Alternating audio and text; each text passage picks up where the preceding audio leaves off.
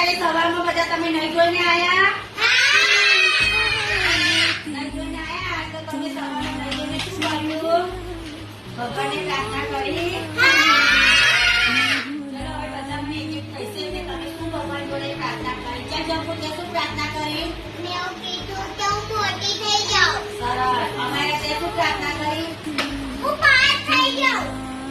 રચના તે શું પ્રાર્થના કરી? તે શું માગી ભગવાન જોડે? કેમ એટલા બધા પૈસા માંગે?